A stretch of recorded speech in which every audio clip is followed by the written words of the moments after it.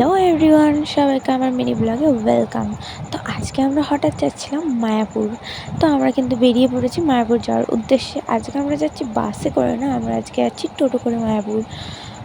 দেখো, সুন্দর প্রাকৃতিকের দৃশ্য দেখতে দেখতে আমরা কিন্তু খুব এনজয় করতে করতে মায়াপুরে পৌঁছে গেছি। তোমরা কি ভাবছো আমি যাচ্ছি মায়াপুরে ইস্কনে? আরে না না, দাঁড়াও, আমি যাচ্ছি মায়াপুরে আমার দিদির বাড়িতে। তোমরা অনেকেই মায়াপুরে শুধু ইস্কনে যাও, কিন্তু এই যে এই মন্দিরটা দেখছো, এটা হচ্ছে নিমাইয়ের মাসির বাড়ি।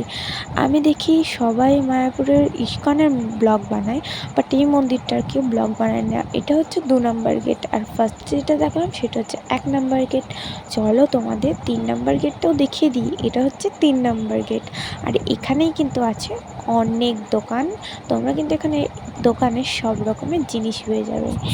এটা কিন্তু আমার দাদাভাইয়ের দোকান। এখানে কিন্তু তোমরা সব রকমের জিনিস পেয়ে যাবে, খেলনা, গীতা, পেন, ফ্যান, ব্যাগ ইত্যাদি।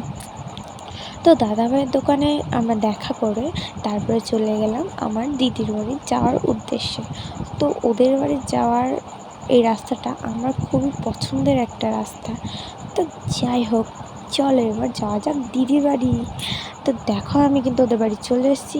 অ্যাকচুয়ালি ওদের বাড়িতে এখন রং হচ্ছে, আর আমার দাদাভাইয়ের কিছুটা হেল্প করছে। বাথরুমে পাথর বসানো হয়েছে, চারিদিকে রং আর নোংরাই নোংরা হয়ে আছে। তো যাই হোক, যেহেতু জামাই ষষ্ঠী নেমন্তন্ন করতে যেতেই হবে, তো আমরা তার জন্যই চলে গেছিলাম। আর আজকে ওয়েদারটা যে ছিল না, অসাধারণ। তো আমি কিন্তু এবার চলে এসেছিলাম ছাদে। ছাদের দৃশ্যটা আমার অসাধারণ লাগছিলো। মানে এমন ওয়েদারে ঘুরতে গেলে মানে জমে যাবে ব্যাপারটা। সত্যি এমন ওয়েদারই দরকার ঘুরতে যাওয়ার জন্য। দেখো ওদের বাড়ির চারপাশটা কত সুন্দর লাগছে, আকাশটা। তোমাদের কেমন লাগছে অবশ্যই কমেন্টে জানিও। আমার কিন্তু এই ওয়েদারে খুব ভালো লেগেছে। তারপর কিন্তু আমরা ওদের বাড়িতে লাঞ্চ সেরে এবার বেরিয়ে পড়েছি বাড়ি যাওয়ার উদ্দেশ্যে। তো যাই হোক, আমি এবার পুচুকে টাটা করে দিয়ে চলে যাচ্ছি বাড়িতে। পুচু আমাকে অনেকবার আটকেছে থাকার জন্য। যাই হোক, আমার তো থাকা চলবে না। তো যাই হোক, বাড়িতে যেতেই হবে।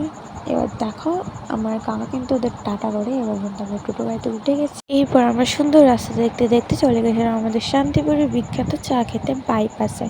তো আমরা এখন চাটা খেয়ে বেরিয়ে পড়ছি বাড়ি যাওয়ার উদ্দেশ্যে। আজকে ব্লগটা এইটুকুই। দেখা হচ্ছে নেক্সট ব্লগে। কেমন লাগলো কমেন্ট করতে ভুলো না কিন্তু। রাধে রাধে।